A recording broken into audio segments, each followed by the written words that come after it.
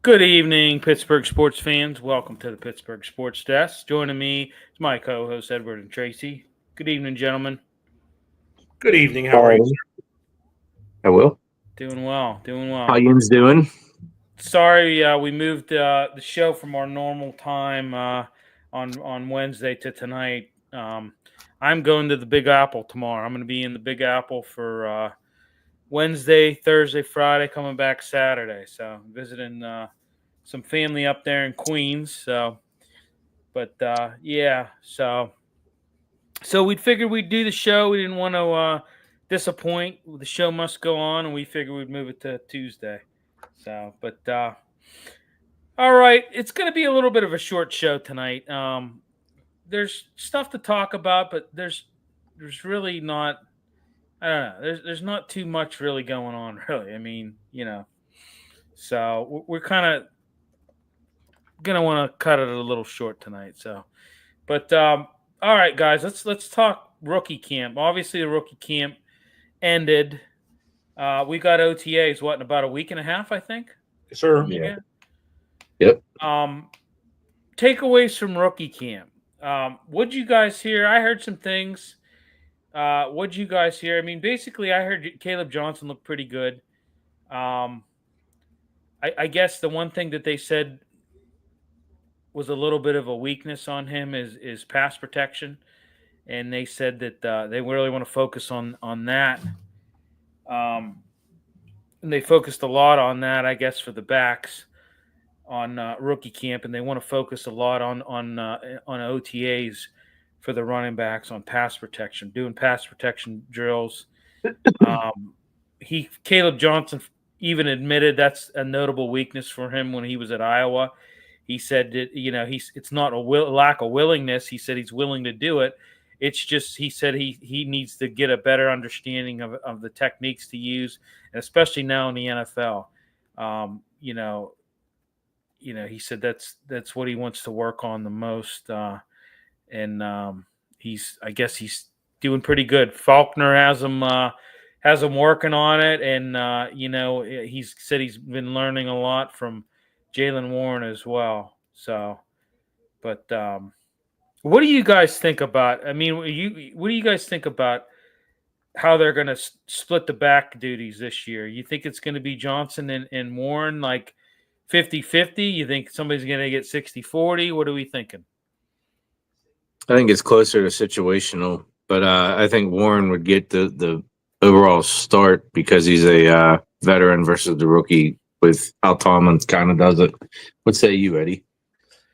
Well, with the news that you just came up with, that's the number one problem with rookie running backs is what?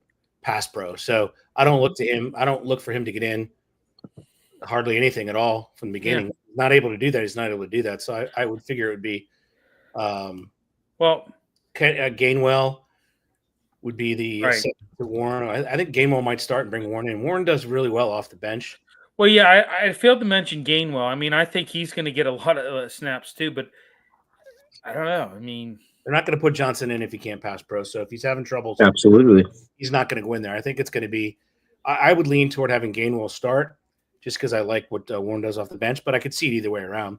They're both the same kind of back. Gainwell's a little lighter than Warren, but both kind of the same back, good out of the backfield, good in the backfield. So I look for those two to split it. And then your second quarter, if he's able to handle some snaps, it would be the rookie out of Iowa. Yeah, I mean, if you can't pass protect, that's going to kind of hold you back, especially if you're a 3-down running back. That's going to hold you back, no doubt about it. So, yeah, no doubt. That's the way I see it going, and especially if the rookie quarterback gets in there, it's paramount to make sure he's on his feet. So, right, even in preseason games, I don't know how much they're going to give him. Yeah, that's not fixed in camp. Yeah, but he knows he got to work on it. Maybe he sits, he watches film. Maybe he's able to see tendencies better. So it's also positioning. It does speak to it. You can't just get there and do it. Like learning pass protection is an art form. Like knowing where to put that guy to pick up that open back or to make sure your quarterback has that 3 seconds is vital. But Trace, that's your exact point. That goes on the quarterback more than it does the running back, right? Because if the quarterback puts him on the opposite side of him and the backer comes to the side, he's got to cross his face while the snap is coming.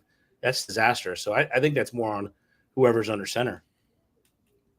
I mean, lining up is absolutely key, but knowing which way you're going after you line up is on that individual. Right, but you're kind of on that pre-snap read from that quarterback. He gets out there, reads it, puts his. That's once you identify the mic. Yep. Right, Eddie. That's why the center's going. Mike is such and such. Yep. And then he's going to put his sidecar, left or right. Mm-hmm. I agree with you, man. You got to be able to do that. That is paramount. Yeah. Y.A. Black, big guy, mountain of a man. It's. I see why the Steelers drafted him. He could be a potential run plugger, space eater. Whether they decide to put that's him Adams' replacement, I think, Billy. Yeah, whether he might be at nose tackle, we don't, But and Trace, I know you focused on this a lot, being an ex, lineman in college. But if you want to be that run stopper, in that gap plugger, you got to learn to play with a better pad level. He doesn't, he's 6'5", and there's been one of the big weaknesses that I've been hearing, or knocks on him that I've been hearing, is he tends to pop straight up out of his stance, and there's a lot of tape when Iowa that showed that. He kind of a lack of consistency in using his size. So pad level to me is going to be that's going to be something he's going to have to really work on. Like I said, you can't pop straight up out of your stance.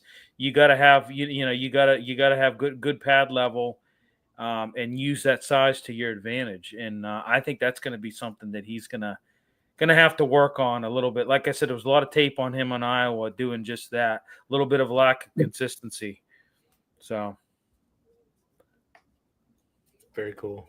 Do you want to expound on that, or no? Is that?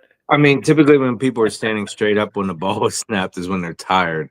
Being a rookie and a run stuffer, I'm willing to bet that he's coming in situations where it's like 3rd and short or 4th and short, or even just for the extra points and whatnot.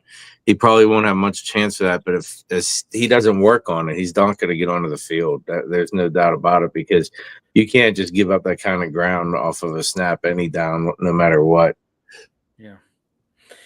And that's something Carl Dunbar, the defensive line coach, he's going to have to sit and work with him on that.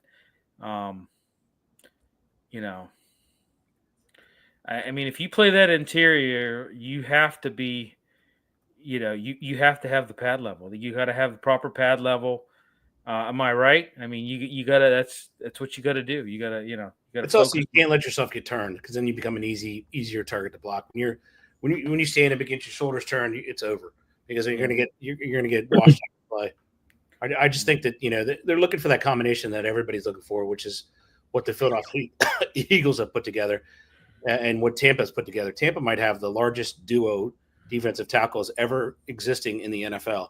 474 rookie and 358 Vita Vea. That is what I mean. Do the math. That's it's ridiculous amount of man. It's almost a lot of beer. That's for sure. A lot of beer, but that's what they're looking for. And if along with the rookie, if Harmon can stabilize it and have that big body there, you're building something akin to what the good teams and the much better teams have in the NFL. Yeah. Especially against a double team. Precisely. If you're standing up trying to beat one man, those interior linemen, they have to be ready, because they are so susceptible to that double team. Their first step has to be out with power, ready to go and attack, no matter what. Absolutely. Yeah. All right, let's talk a little Will Howard. Apparently, he had a pretty good rookie camp. I know when they first drafted him, they told him they were going to give him the weekend off, and he said, "No, I want to go to work right away." So, I guess that's that's promising. What do you guys think about him? I mean, he has some intangibles. I like what he did last year at Ohio State. I thought, what I liked about him is he played his best football in the postseason. I think he kind at times. Eddie, go with me on this. I think he has. I'm going to say a little bit of an ego, but I don't think that's the way I want to identify it. He has a little bit of swag to him. When he states things, it's not because he's gloating. It's almost like he's challenging himself. And that's a perception I took from it. But other than Michigan, which I think it was like 13-10, I think he has shined in a lot of games. But what did you see, Ed? Sorry. I think that, he had trouble with Michigan twice. They played they just know their opponent. That's playing your opponent. You're knowing your opponent. You're not going to do well in those games. And those games over the years have proved that records don't mean anything. Standings don't mean anything. It's the game. So, I mean, that's where it stands. He has some moxie. I mean, he was able to play for a long time. He's got a good record. I think that, what was noted out of the camp mostly from Tomlin was that his command of the huddle. So that goes to your point, Tracy, that he comes in and he doesn't really have an arrogance, but he has an air about him, which I think is different than an arrogance. That he has a confidence, more so. Not an overconfidence and not an arrogance. Right. But the idea that, hey, I've been in these big games. I've played in these big games. I know how to do it. So I think I can accept the challenge and take it, right? He's going to take the physical challenge. Absolutely. But Tomlin mostly noticed his command of the team during the team period is what he liked the most out of him. So does he get a chance to crack it?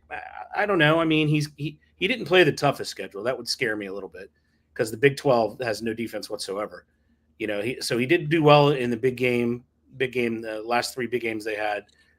I mean, could he be a diamond in the rough? That's why we play the games. I don't know. I think it was a quality pick or where it was. So I think they have to decide, is it going to be Skyler, Will, and Mason, or is it going to be Mason? I don't think it's going to be Skyler. Or is it going to be Mason, Will, and Aaron? So that's what they have to decide. Well, I think it's – I don't know. I think that quarterback room sounds a whole lot better than even 2 weeks ago. It does. I think what speaks volumes with him is work ethic as well. Yes. When you make it in the NFL, your work ethic has to change, right? And I mean, you have to have good work ethic in college as well. But I think when you get into the NFL level, in order to make it in the NFL, you have to have just an obsessive work ethic. You got to be that guy that is in the film room and the coaches are literally telling you, hey, okay, you need to go home. Like, you need to be that. You need to be that guy in the working on stuff out on the field after practice, before practice. You need to be that guy that's the first one in the gym, last one out. And hey, I'm talking, I didn't play professional football, but we've been around, we know some ex-pros, and we know, just by talking to them and hanging out with them and what it takes to really get, make it in the NFL. And hey, Howard has work ethic. Okay. I mean, he has, The only thing that scares me about it, I don't know if you guys watched any of the Caleb Williams clips or whatever. He was very similar to that, but he didn't have any guidance. Like, he was a first in, last out, watching constant amounts of video. Nobody was there mentoring him, though. So if you're in first, last out, if nobody's actually taking advantage of that time, it's similar to when we do a rip toe in the military. You can be there for 2 weeks, but if you don't take advantage of those 2 weeks, it doesn't matter. It could be 2 hours, right? Yeah. So I think the same thing with him. Do they have the ability to have somebody there to mentor him, show him what he's watching on tape, not just watching film? We can all watch film, but showing him, this is what your marker is. This is your cue. This is, is there somebody there that's going to be able to develop a quarterback? I don't think they have. I've gone through the names. Yeah. I don't know that they do. I mean, I'm wrong 1,000 times a day, so 1,001 won't be a shock. But I don't know that they have that person who can do that whispering in the quarterback's ear. I don't. What do you guys? He's suggesting he's doing a Johnny Mox. Eddie, is that what you're saying? Where he got the playbook in his hand, but he's actually reading, some Shakespeare. That possibly could be the place that he. I don't know. What do you guys think? Well, got no, caught doing I'm it. with you. I don't think that he does. There, I don't know. We have to wait until this whole Aaron Rodgers thing, Plays itself out. plays itself out. Is he going to be a mentor? That's another thing. Is he going to mentor this kid? Is he going to want to? Is he going to pull what Brett Favre did to him? I don't know. I mean, I agree with you. They don't have a good track record of developing quarterbacks in recent years. I agree with you on that one. Does it's it give just you any not. pause at all? Any fear? Any pause? Any? Yeah, of course. Yeah. Of course. Of course it gives me, fear. Of course. Yeah. I mean, this is a kid who transferred to Ohio State, played at Kansas State. He was a multi-year starter. When you look at it last year, as I said, they were up and down offensively, the Buckeyes last year. They were up and down. One game they looked good, the next game they didn't. They were up and down. But I'll tell you what, his play in the offense of the Buckeyes last year, they took a hell of a leap last year in the college football playoff. They really did. I mean, they won the national title, but I mean, really, I mean, they got it together. And he got it. His play, it was like a fine wine. It improved with age. His play got better as the season went on. When he got to the playoffs, it looked to me like he figured everything out. And hey, they won the national championship as a result. That's what I like.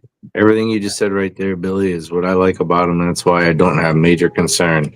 Well, it shows maturity, and it shows that the guy might be ready for the next level.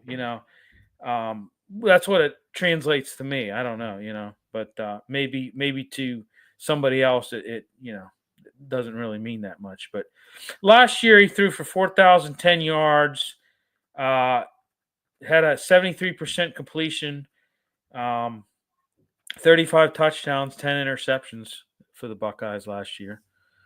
But you're right, Ed. I mean, the Big 12, he didn't face elite defenses, that's for sure. It wasn't like, right? I mean, Ed, you froze. Ed's frozen. But he is a quick study. Wow. So, though he may not have faced it, Bill, he is a quick study. And Ed is gone. Edward has fallen off. Access denied. But no, Trace, I mean, I don't know. I mean, we'll see. I'm optimistic, William. That is all I'm optimistic suggesting. too. I mean, I'm not. He might be that diamond in the rough. Who knows? We just need that guy that's going to show up and just say, "Hey, here's what we're going to do," and puts the ball where we need it to on time. That's all he has to do. Yeah. Well, like I said, we need to see how this whole Rodgers thing pans out. We still don't know. I mean, we'll get into that here. Hopefully, Ed gets back on here. Something happened with him; he froze, but I don't know. So, all right, let's address these rumors here, Trace. Chris Olave potentially going to the Steelers. There's been some recent rumblings about maybe the Steelers inquiring about a trade for Chris Olave. I don't know. Once again, I don't know. I mean, he would be a nice guy to have. Can they make it happen? From what I understand, they're kind of like saying that this could be like a DK Metcalf type trade package. I don't see how they're going to be able to do that. I don't see how they're going to be able to make a DK Metcalf trade package again. I don't think 2 in 1 year is something the Steelers can swing. What do you think? Well, they have extra picks next year already. We know that, right? So if they like DK Metcalf was only 2 picks we sent over, something like that, right? Yes, 2. Correct. Right. Well, we have more. I think we have like 3 additional right now. So there's a potential for it. But I mean, keeping in mind, wasn't Olave out for a little while last year? They think that's why he might be available. And it was 4 concussion issues, if I'm not mistaken. It was, yeah. It was concussion. Yeah, there you go. You're Ed. You froze. Hi, Eddie. Now you're back. No, we're talking about Chris Olave. we basically finished up the Will Howard thing. We're getting into the Chris Olave, Ed.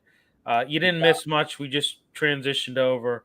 But we were talking about it. There was a beat writer in New Orleans that was saying that, like that, I guess the Saints have kind of been trying to play hardball a little bit. And basically, the Steelers are just inquiring. They're just inquiring to see what it would take to get this guy. But basically, they said, this would be, it'd be reminiscent of a DK Metcalf trade package, which the Steelers likely wouldn't be able to swing that. You wouldn't be able to do something like that twice in 1 year. Is basically what they're saying. Yeah, I don't think they have the draft competition. The problem is they're up against it. Unless they want to kick it down for realsies and keep going years and years and years in the future with dead weight. Yeah. I don't think they're scared to do that, Eddie. I don't think they're scared to do that at all. I don't think they are, but you can be not scared to do that one time, but to be doing it twice and then 3 times maybe with Aaron in the same 4 or 5 month period, that eventually adds up. Right. It does add up. Well, and if they're saying that this could be a DK Metcalf trade package, I don't think that's not gonna be something they're gonna be able to swing. But they have some extra picks. They just we were talking about that, yeah. But what I'm concerned about is his history with concussions. Last year, he was out with concussions. A lot of health concerns with him. Maybe that's why he's available. Maybe that's why could be right. I mean, there's reasons why people are out there. We all figured that out. Yeah. I mean, you want to load up on draft capital. I mean, especially ahead of this 2026 NFL draft. If this whole thing doesn't pan out this year, quarterback wise, you're going to be looking for a franchise quarterback next year, and I just think that I don't know if it's worth it. I don't know. I don't think it's worth it, to be honest with you. So, well, all you have to do is figure out adding that. What does that do? I don't think that takes them to the Super Bowl. I think the deepest troubles they have are still at both tackle positions. Right. They've not addressed that. They can say they think what the right goes to the left is going to look like, but I've watched football for a long time, played football. People are more versatile than what Broderick Jones, put on tape. Yeah. I think they might have a problem there, and we know the other guy has a knee that's not long, so he might slide in. So I think that's the bigger problem here. If those 2 positions were intact, I would trade for Olave in a heartbeat if I knew a sign Rodgers. Why wouldn't you? Yeah. That's more dynamic on offense. You have to get more dynamic on offense. Well, we'll get into it a little bit. Yeah. And it's not a DK free agents available, so we'll get into that. All right, Metcalf. Go ahead. Yeah, let's talk Rodgers.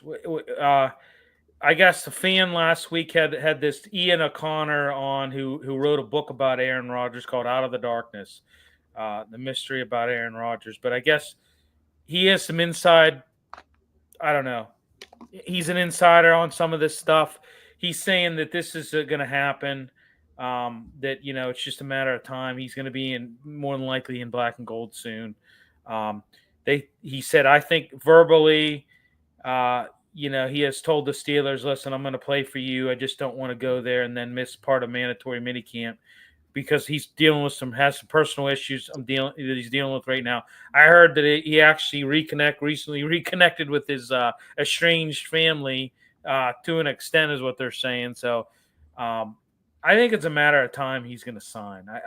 All points. I mean, what are you guys hearing? I mean, I'm hearing he's going to sign. I'm hearing it's going to happen. It's just it's on his terms, basically. I think that's what I've heard. Yeah. I mean, truly. I've heard what you guys told me. No, but I mean, honestly, that is what I've heard. I've heard that he signed. I showed you the pictures. Those pictures are now legit. He was in the area scouting for houses. So I think, all the signs, all the astrological signs, all the street signs, all the parkway signs, all the Yinzer signs are pointing to him signing. So, yeah. Well, I mean, when you look at it, they've organized some team activities. They got stuff coming up, like we said, we got OTAs May 27th through June 5th, and then you got the mandatory minicamp opening up June 10th and 12th. He Is was he already gonna? throwing a DK too, wasn't he? Sorry, Billy. Yeah, that was a while ago. Is he going to sign by then? Is he going to sign by mandatory minicamp? And what do you over under? Yes, what over under? Let's take it. I'm sorry, Billy. That's June, the early June one. Well, they said OTAs are May 27th through June 5th, and then the mandatory minicamp is June 10th through 12th. So the over under is 10 through 12. Yeah. Sugar. I'm gonna say no. No, he does not. Okay. Trace. If he's playing chess with all this, it'll be a no. I don't know what it gains game him from not. What gain is it from not signing prior to that and going to that mandatory minicamp? I don't know. Maybe the schedule throws him off or something. The circadian rhythms, the moon, the what, the astrological signs, what throws Well, him it off? might be his eyelid. Maybe he can't breathe through his eyelid, right, Luke?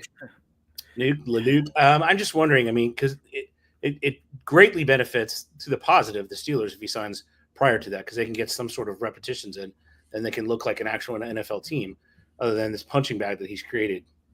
Yeah. I'm just curious. Obviously, we know why he wouldn't, because he doesn't want to play that. He don't want to deal with that nonsense. But I just think it's imperative. I mean, he doesn't, not from an arm standpoint, but you got to have some sort of timing down, right? Well, yeah. I mean, definitely. That's why I mentioned, wasn't he throwing DK already? We don't know. Maybe he's out there throwing in his house in his backyard or something. Yeah, but that's not the same as actually running with a first team, and it's just not the same. One-on-one, it's 11 that they need to worry about. That's what I'm saying. That's just exactly what I said. It's you've got to work with the whole unit. You can't just throw to a receive and say, "Oh yeah, I'm good. We're good." No, no booty. I absolutely love what you guys are saying right here. That's why I really like this Will Howard kid. No booty traps. I mean, it's just how much can he pick up? Was his run at the end due to an absolute fraud of a defense in Oregon? An absolute, what was it due to? I'm sure it was a myriad of factors. That's why you got to put the kid on the field. You get no AA run. Who starts game one at the Jets? Yeah. No, I'm asked. That's a question. What's that? Who starts game one at the Jets? 1:00, Meadowlands. Well, I mean, Aaron Rodgers is going to start if he signs. Right. I mean, if he signs, it's him, and if it's not him, it's going to be Mason. Yeah. So, I think he's going to sign. I'm going to go no as well. I'm going to take. I think he signs after mandatory minicamp. I do. I think he's going to sign somewhere. I don't know, mid to late June. I think he signs. Mid to late June. So, yeah. So I'll buy it. All right, let's talk free agents. So we all know they're going to probably, if they sign Rodgers, we know they're probably going to add a wideout. Guys available: Keenan Allen, Darius Slayton, Marquise Brown, Amari Cooper. The Jets. There's talk that they're going to release Adams. Could he be a potential option if Aaron Rodgers signs? Could they look at it? What? Who are they going to release? The Jets could potentially release Devontae Adams. He's already gone. He signed with somebody else. Oh, that's right. He already. Yeah. When did that happen? A month and a half ago, 2 months ago. Okay. All right. Well, I stand corrected on that then. What did we think? What did we talk? What were our thoughts on? Who did he sign with? When did I miss that? West Coast. Who did he sign with? Chargers. Somebody out there. Okay.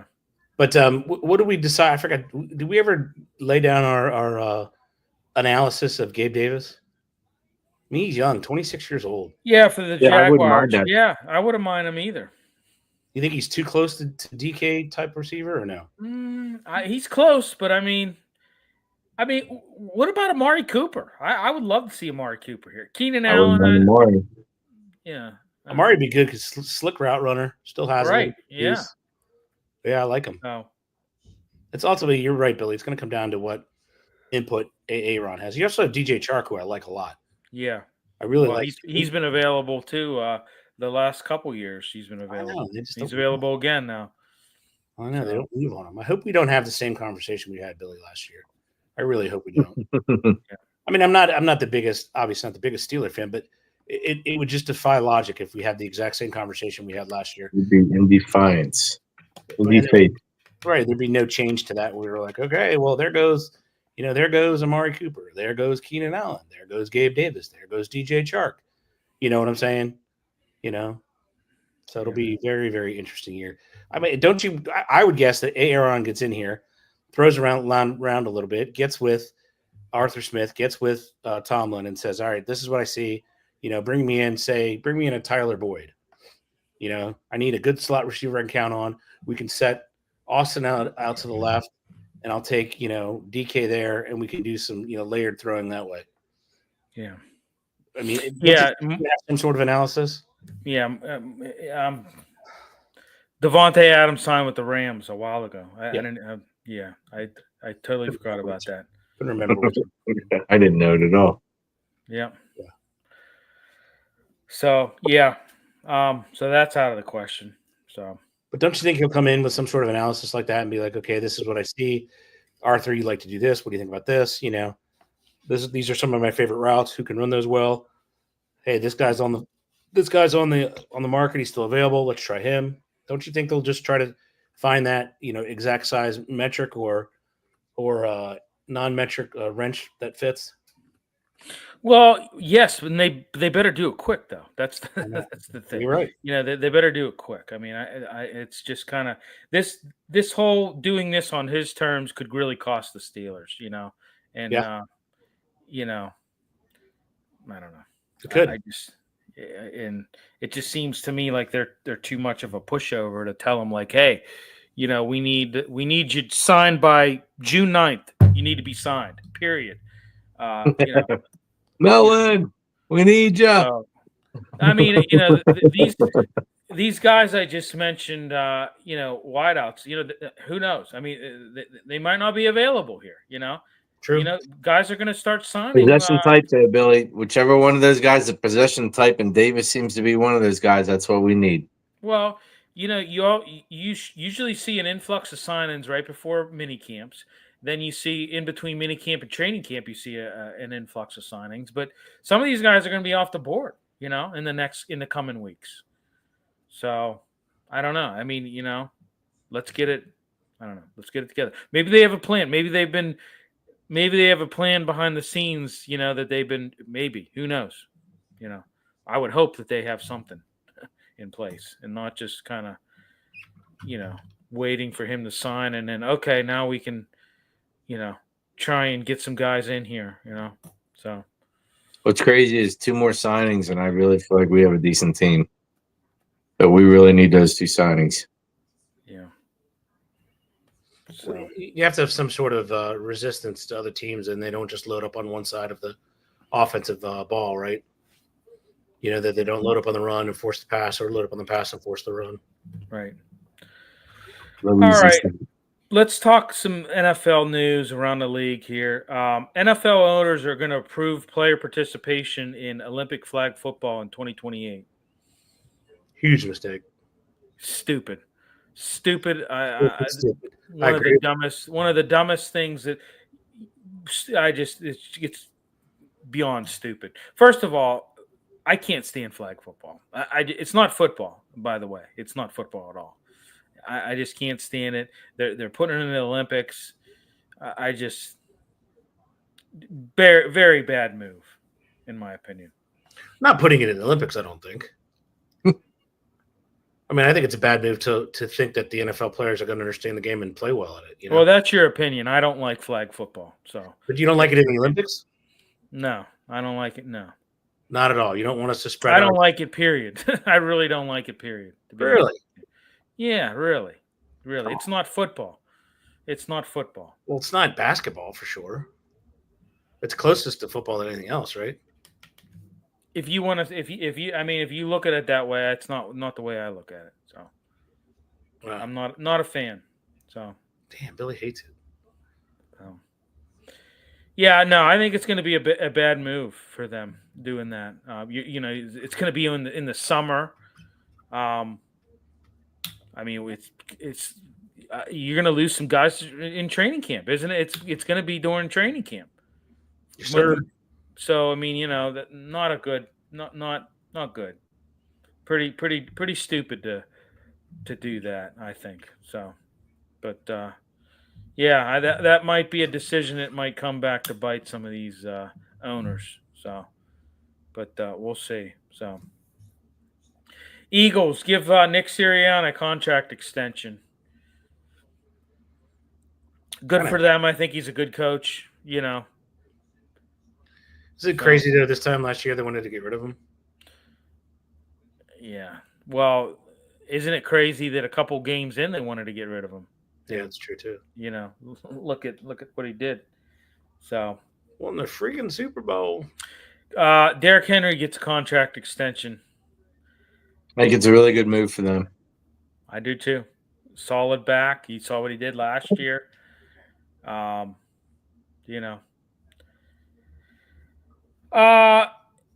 owners set to discuss tush push again, along with the playoff scenario and also the flag football proposals, like we already discussed. Listen, is it just me, or are we in an age where if you're not able to stop something, you just try to ban it? No, because it was a rule before this. It only changed in 2005. It was always a rule in the NFL. You couldn't push or pull, couldn't assist the runner. They changed it in 2005. I understand that, but it seems like the teams that don't like it are the ones that can't stop it, and rather than try to I don't know, look for ways to stop it, we want to ban it. Hey, look, the Pittsburgh Sports Desk has already learned a way to stop it. Nobody will do it. We've already discussed it. We know. Well, we've discussed it numerous times. I know. We know how to stop it. You take that middle linebacker like Frankie Louvu, and you shoot one after the other right at the quarterback's head. And I guarantee you, guess what they're not going to do? They're not going to just push. Right. I mean, you can just do it every single play. Right. So. And then the playoff thing that they're voting on, I agree. We've discussed this before. I think it should come down to wins and not who wins the division necessarily.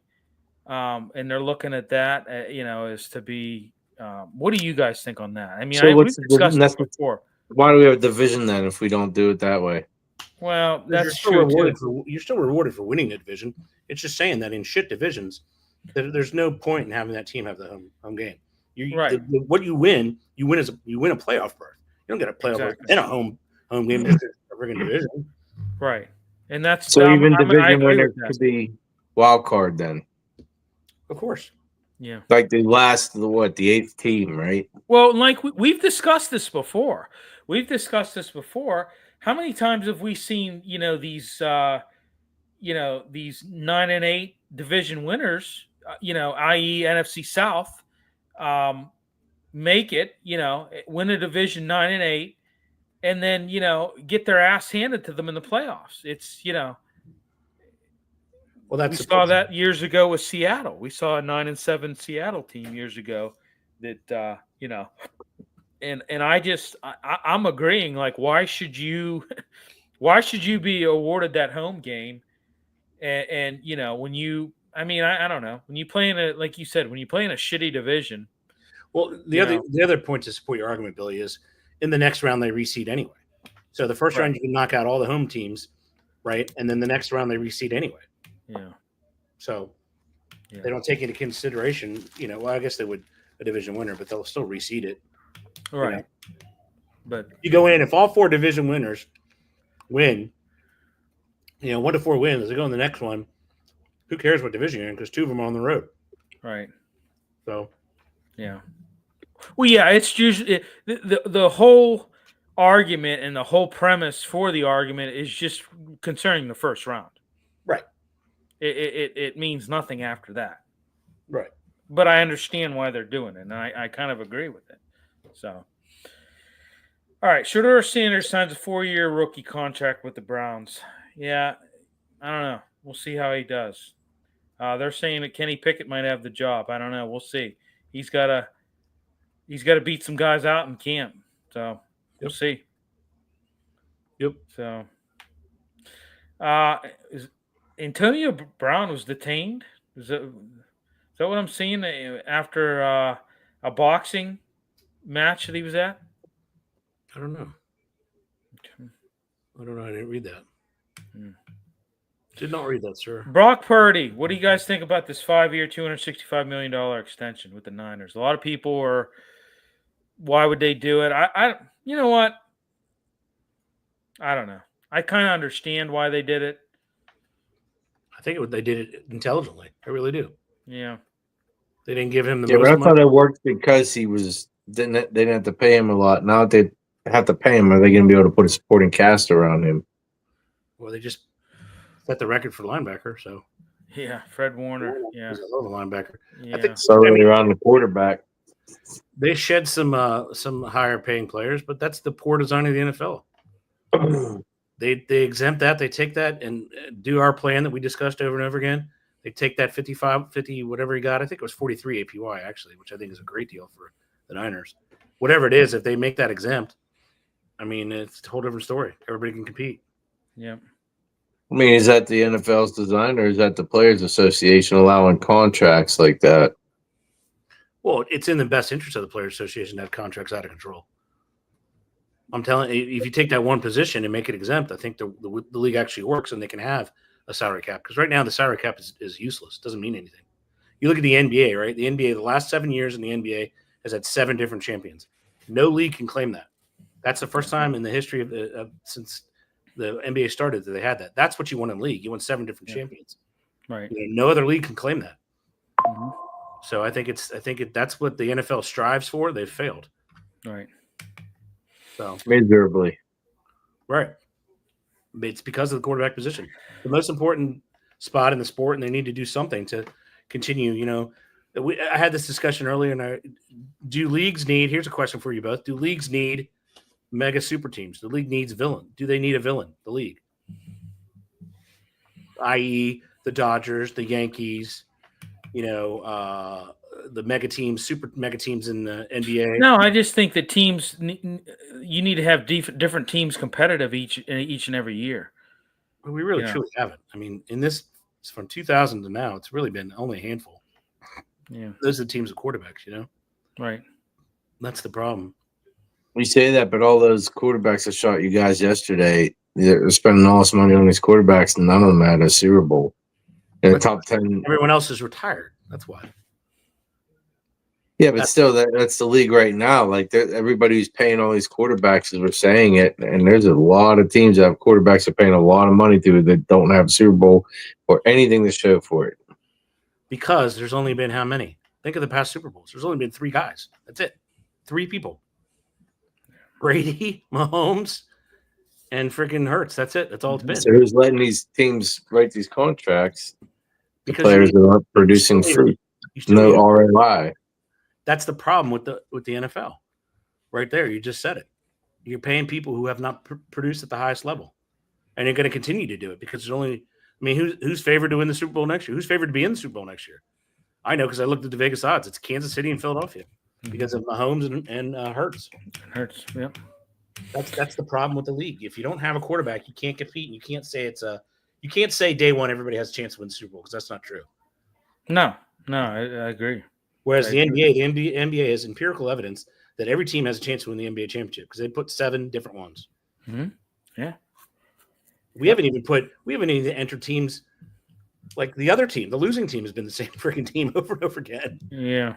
That's how bad the NFL is. It's it's a league that needs work that Rodgers continually tweaking. But if he doesn't look at this, you just take an example of the quarterback that's in Washington, the team I support, right? If he has 2 more years, the exact same years he had now, where he's a 12-win team, and he gets to the championship game for 3 straight years, and he continues on that meteoric rise, in his 4th year, you're telling me his numbers are going to start with a 7? That's unsustainable as a league. You can't have his number start with a 7. It'll be the death of the NFL. Right. It'll definitely be the death of Washington, but it'll be the death of the NFL because the next person that does that, Well, their number's going to start with an 8. it already, this has been a trend that's been happening for a while now. Yeah. And it's and you can blame it on these idiot owners that do it. Yeah. I.e. Khan, i.e. Haslam. Well, you can blame it on them. If you want somebody to blame them because they're the ones that created this mess. And it's been snowballing. It's been snowballing since then. But you have to have the Hunt family in because they're paying. Well, Hunt. You can put them in there. I don't think that. I think the idea is that you have to go to a different model. You just have to. Yeah. Well, it's not sustainable. It isn't sustainable. I agree. Yeah. I mean, it's just it's like I said, it's a snowball, going down the hill. It's getting, Now it's massive. It's a boulder now. How much bigger is it? It's going to be a mountain before we know it. Right. The person that you can really lay the majority of the blame in this position, I think, is Jerry Jones. There was no reason to give that contract. Yeah. That was a terrible contract. There was no reason. Well, he's another one too. He's the one. All of these guys have contributed to this, and if you're looking for people to blame, those are the guys to blame. You know, and I mean, it's gonna, did you not think that this was going to be a problem further down the line in the future? Did you not think that? God, we're creating a monster here. Did you not? That thought never crossed your mind? Obviously, it didn't, or obviously, you just didn't give a shit. I think that probably the latter. So I mean, it's just, I don't know. I would find a way. Yeah, I would find a way to fix it immediately because it's just going to hurt the game. Well, it's already hurting the game. Yeah, I mean, it's going to be very painful here in the next coming years. Like you said, especially with flag football and the tush pushes, whatever you guys call it, right? Well, whatever they don't like, they get rid of. So obviously, they've already allowed. Well, that's my point. I said that whatever they don't like, they get rid of. Whatever they can't stop and people bitch about, they want to get rid of it. And rather than take the time to figure out how to stop it, or I mean, we want it. Well, let's take it out. That's the society. Well, here it that's is. where we're at in society. We don't. Billy, listen. We take the easy way out. Listen, the devil's advocate to your point, right? The game is tied. Philly's playing in a game and they're tied 20-20. They bounce the kickoff. Philly gets the ball at the 50. Philly does the tush push for 6 consecutive plays, kicks a field goal to win a game. That's what I don't know that anybody wants to see that, but they could obviously do that without even blinking an eye. Because they gain an average. They mastered it and they know how to do it. And I think if they mastered it and they know how to do it, somebody needs to master how to stop it then, and let's not let's not take the easy way out and be lazy and say, oh, let's just ban it. Let's, it's, I think it's a unique play. It's a rugby play. I think, you want to add dynamics to the sport. Boom. There you go. I mean, do you know why they unbanned it? Do you know why they permitted it? Go ahead. Tell me. I don't know. No, it's a question. I don't know why. Oh, no. Why are you calling Goathead? I don't know. I don't either. So we'd have to research in 2005 why they allowed it why they changed it. Keep going. I got 30 seconds. I can do it. Well, I'm just saying it's you want dynamics. They always say, hey, we need to add more things to the game. We need to make the game more dynamic. We need to do this. We need to do that. Okay. Well, I mean, there you have it. And then you want to, well, we can't stop it. So now we want to ban it, And I tell you who it started with, it was the Green Bay Packers. They're the ones that started this whole thing. They're the ones that bitched and moaned about it, and now it's, all these owners, oh, yeah, it is. It's, yeah, it is unfair. Yeah. So there you go. I mean. Okay, so actually they changed it to allow a ball carrier to be pushed, but not pulled. So every time they're pulling, it's a penalty, and they need to enforce that. Well, they don't. Right, but that's what I'm saying. If they would enforce that, because hold on, you're a good reader, Eddie. They had no impetus or no activating event to change it. Yeah, they just thought that it would be more a. They just thought that it would be better for the game, I guess, is what they said. Huh. Yeah, and now you want to ban it. So there you have it. So yeah, and I have different areas on it. I wish people would like your say, Billy. I wish they would do things, but unfortunately, most of the things you can do are illegal or against the rules because there's just no way. They know the staff. what we said about firing the linebackers in the gap like that and just nailing the quarterback. Yeah, they probably get fined for that, but I guarantee you they would stop doing it. You know, I mean, right, but that's not really a solution from a defense. That's not a solution. I know, because if you're doing that, then why even have it then? I mean, the solution is to go and draft. I mean, Philly's offensive line, they average 330, so now you have to go and draft 400-pound linemen, and they just can't move them, right? Right. So, I mean, look to Tampa Bay. If Tampa Bay is able to stuff that because they have 900-pound of man, I don't know how they're going to do it against Tampa Bay because you put that 464 guy there and the 358 guy there, that's tough. Yeah. Well, remember, they start to be able to fire out and move. Just because they're ginormous doesn't mean anything. You buckle their legs sometimes. Yeah, true. So, all right, let's move on. Let's talk Penguins here. So the coach, where do we stand? Have you guys heard anything about what we stand with coaches? I mean, are they is I don't know. Is Dubas? Is he actively searching? I mean, you know, I scan the headlines. I don't see anything. I know Elliot Friedman had Mark Recchi on the other day, and they were talking about it. Rex actually talked about it. He said, you know, he's heard a couple names. Jay Woodcroft, steer clear away from that guy. Jay Leach, David Quinn. Obviously, David Quinn. You know, is my brother. Was already yeah, exactly. Was already on Mike Sullivan's staff. I like him. He you know, other guys that have been DJ Smith. Mitch Love is the odds-on favorite. Mitch Love is also on there too. Do we like him or no, Billy? Young coach, 41 years old. Young coach, yeah. I mean, he was the AHL's Coach of the Year twice in a row from 22 to 23. You know, he's I don't know. He's pretty good. He's a young coach. You have some pop to him. Ed, I know you know him because of being on the Capitals staff. He's the assistant coach. But yeah, Mitch Love is a front runner. He's a good coach, man. Like I said, Jay Woodcroft, I would steer clear away from him. David Quinn, I think, is another guy that I like. Jay Leach wouldn't be bad. DJ Smith isn't bad either. You know, I think he's an assistant with the Kings. So, you know, here's what I have to say about this. Okay. In Mike Sullivan's replacement, I think, and this is just my personal opinion, when I kind of step back and look at this, I think you need to have a guy that has some sort of professional background because, and I say that because you're going to be coaching veterans that have been in the league a long time. Sidney Crosby, Evgeny Malkin, Chris Letang, Carlson. You know, you've got to be able to you got to have somebody that has a professional background. And, you know, I think that's important, you know. Well, not only that, but a philosophy that you can get veterans to buy into. Right. Right. Exactly. Yeah. I don't know, man. I think it's got to be a drastically different team.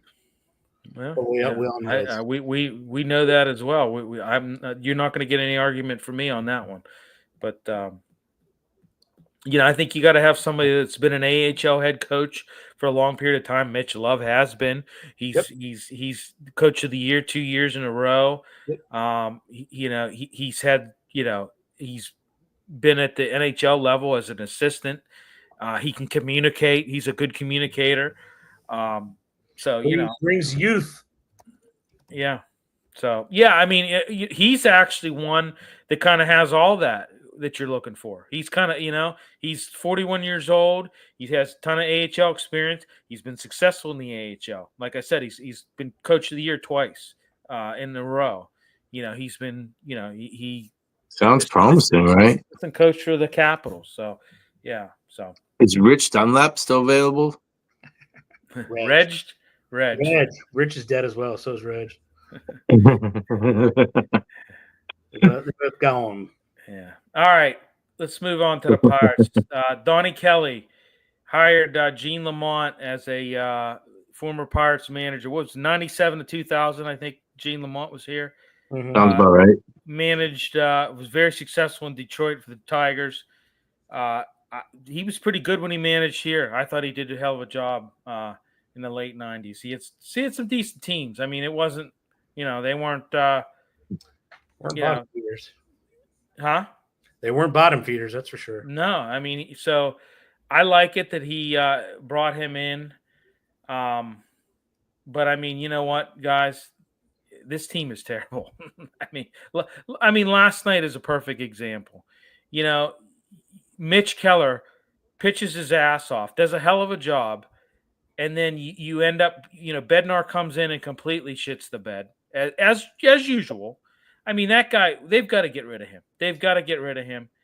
And it just, from that point on, it was 4-1, then it was 5-1, then 6-1, then 7-1. Where either Kiner Falefa, he had that throwing error. What was it? Austin Hayes put him in, put the go ahead run in scoring position. It was just, there's a lot of things. This team is terrible. Pham dropped another ball last night. It's bad luck. Bad luck. Bucks are currently winning. You know what? I need my glasses. 1-0 in the top of the ninth, and Bednar's pitching. 0-2. No outs. Stink. Okay. Ruh-roh. Our bats stink. Crap, Bednar is in. Yeah. That's yeah, exactly. So, well, I mean, I didn't just tell you what was on the screen. It's cool. Yeah.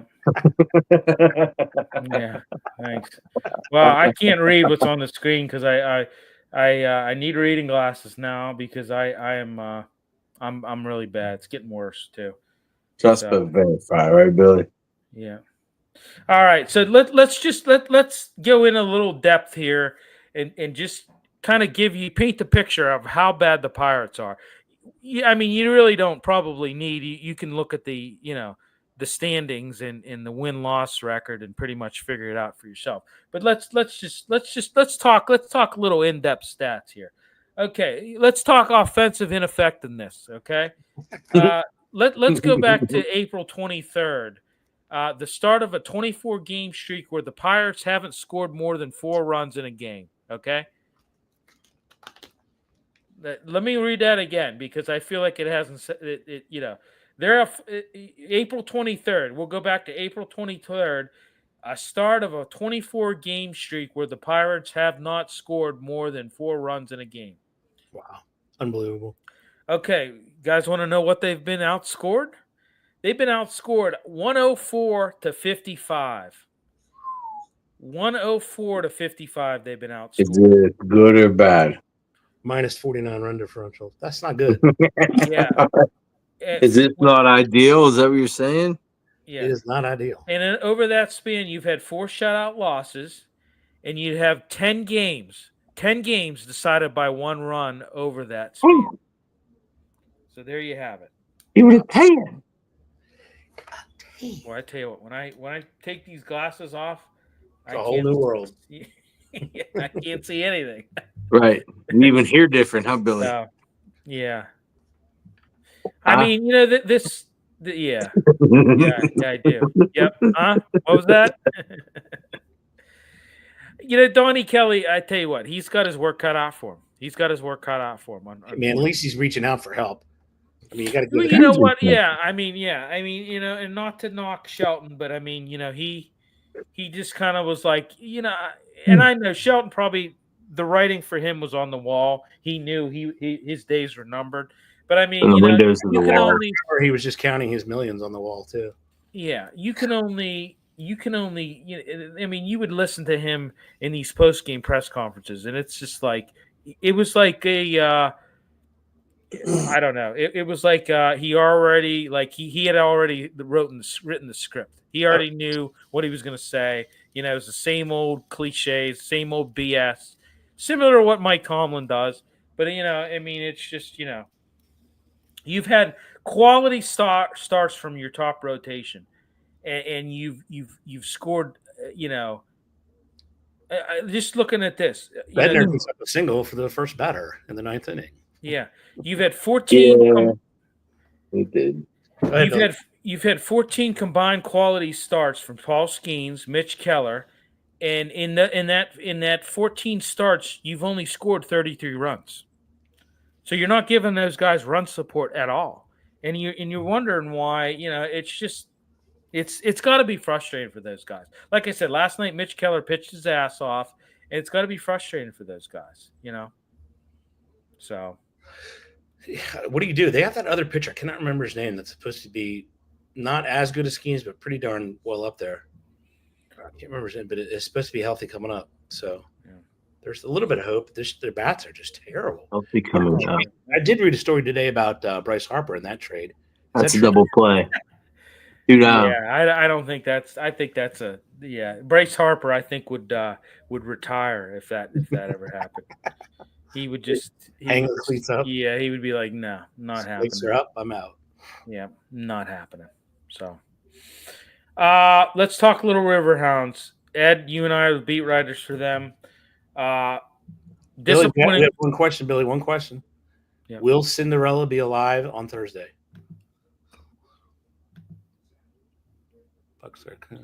One question. Yeah. I'm not seeing this question. No. I'm talking from my mouth. Oh, okay. I thought you meant in the thing. No one question. Will Cinderella still be breathing after the game on Wednesday night, or will she? I don't think so. That's different. You're facing a different team. You're facing a lot better team in Philadelphia than New York was. I'm sorry, you are. You're facing a lot better team. You're facing a good team. You're facing a team that's number 2 in the MLS and the Eastern Conference standings in the MLS. Sure. I mean, I'm just saying it's going to be a NYCFC. Was. Yeah. They're at 9th right now, yep. I think. So I mean, you're facing number 2 tomorrow night. And you beat the number 9th team, and you had to do it on a red card. We know that. We know that. We were there. We asked the coach, even. I mean, and he admitted it basically in certain words that hey, without that red card, we probably would have went to extra time, and who knows what would have happened. 3 down. So Bucks win. Bednar saved. Wow. I like it when you talk smack on him. He does better. We're going to do that more often, Billy. Maybe his pitch commas has the show in his ear or something like that. I don't know. Actually, Billy, I just looked up the MLS standings, and they're the number 1 team in the MLS right now. Yeah. Well, as of last week, they were. That's right, because they won over the weekend, so they moved into that 1 spot. Yeah, I mean it's going to be tough for them tomorrow night, but I don't know. We've seen some surprising things from the Riverhounds. We really have. So, but last game was tough to cover. I mean, I wrote the article for that, and it was tough to cover. I mean, a lot of opportunities in that game, but just could not get it together. So, and Colorado's not a good team either. No, so they're not dead. Yeah. So, unfortunately. But yeah. So, what about the Passion? Trace, do you have any news on Passion? No. 2-0. Nothing else new. They're still 2-0, right, Eddie? Yep. Play the Divas coming up next. That's the next game this Saturday, if I'm not mistaken. If I'm not mistaken, the Divas will be the only team they're really going to have a hard time with. And then after this game, they run it back. So that's 3 away games, and then they come back to 3 home games versus the same 3 teams. Correct. Okay. All right. Correct. Well, we'll be back at it next week, folks. We call that a wrap, Billy. Hey, if there's something you guys want us to talk about, or put it in the comments, man. Like, this show, we do this show for you. So if there's something you want to, like, I don't know, get on You know, there like how to and properly call an elk, or turkey season's here. How do you purr with a mouth call? Whatever you guys want to talk about. You can also get advice. I was all weekend when I was at Virginia Tech University. I was with my spiritual advisor, Swapnil Rani, who is a big fan of the show. He would actually like to come on and give some sort of color commentary on a sport of his choice or a sport of our choice. So we'll set it up. Okay, sounds good. Yep. Sounds great. So, all right. Well, hey, everybody. I miss him. Thanks, everybody, for tuning in. We'll be back next week, normal time next week on Wednesday. Yep. Thanks, everybody, for tuning in, and we will talk See you later. That's it. Bye, Billy.